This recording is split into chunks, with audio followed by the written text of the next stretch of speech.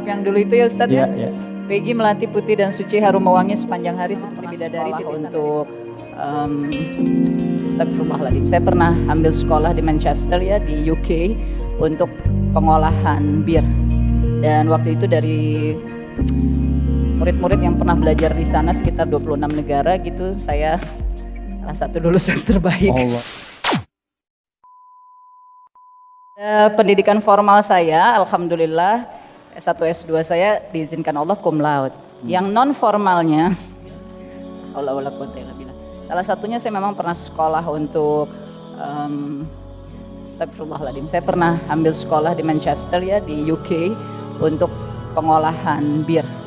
Dan waktu itu dari murid-murid yang pernah belajar di sana sekitar 26 negara gitu, saya salah satu lulusan terbaik. Allahu Akbar. Astagfirullahaladzim. Jadi saya mengalami macam-macam memang dalam perjalanan hidup ini Ustadz. Tapi itu pesan cinta Allah mungkin ya buat Teteh gitu. Iya, karena sesungguhnya seperti Allah sampaikan pada surah Furqan ayat pertama, Allah sudah jadikan Al-Quran sebagai peringatan, sebagai petunjuk. Jadi peringatannya sudah ada, petunjuknya sudah ada, tapi sama aja kayak kalau tadi saya dari di Pati Ukur mau menuju ke Hotel Haris ini, Pak Polisi sudah membuat marka-marka jalan yang merupakan petunjuk gitu ya. Dan ketika saya berjalan, saya nggak memandang marka jalan itu, saya nggak melihat marka jalan itu, nggak mau menyimak. Ya marka jalan itu kan nggak berfungsi sebagai petunjuk. Ya saya bisa nyasar juga ya, ini di luar kita bicara sekarang ada Waze, ada Google Map dan lain sebagainya.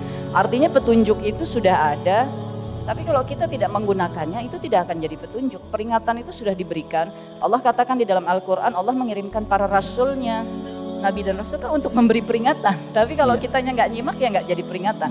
Jadi dalam hidup saya, Masya Allah, Allah dan dalam hidup kita semua, sesungguhnya Allah, karena Allah sudah mendatangkan peringatan itu, Allah sudah mendatangkan petunjuk itu, maka setiap waktu dan detik dalam hidup kita ini sebetulnya adalah petunjuk, sebetulnya adalah peringatan.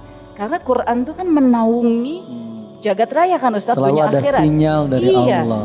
Dari Allah melalui Quran. Jadi Quran ini kan Masya Allah, dia adalah pengatur, dia denyut, dia nafas, dan seluruh kejadian kita ini dalam kehidupan ini, dalam tarikan nafas kita itu kan ada di Al-Quran gitu. Al-Quran itu kan sangat luar biasa dalamnya ya, yang nggak bisa ya sampai kapanpun kita harus terus menggali, menyimak dan terus mendalami gitu. Nah dalam hidup saya ya saya rasakan bahwa ya Al-Quran tentu bekerja pada hidup kita semua karena memang Allah jadikan sebagai huda linnas gitu. Tapi kitanya mau nyimak apa enggak? Karena pada kayak saat hujan gitu kan, kita mau ngambil nggak sih air hujan itu? Iya, dan Masya Allah, Allah sudah berjanji, Allah Maha Pengasih, Maha Penyayang ya. Allah tidak akan pernah meninggalkan hamba-hambanya. Innallaha ma'ana. Kalau sudah diperingatkan dengan peringatan-peringatan yang biasa-biasa aja tapi nggak noleh juga, dikasih peringatannya rada naik, nggak noleh juga, agak keras, mulai noleh tapi balik lagi acuh.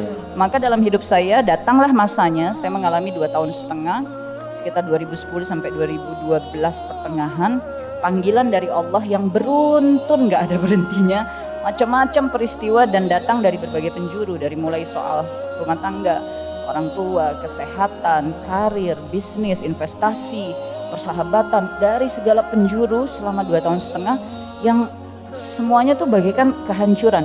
Dan saya temukan dalam surah Al-An'am ayat 44 di mana Allah mengatakan kalau kita sudah nggak mau peduli lagi sama ayat-ayat Allah, Allah akan buka pintu-pintu kesenangan untuk kita sampai kita terikat kepada kesenangan itu, dan pada waktunya sekonyong-konyong Allah akan datang untuk menghancurkan itu semua supaya kita punya jalan gitu untuk balik. Wallahu a'lam bishawab, tapi itu yang saya rasakan dan saya alami dalam perjalanan hijrah.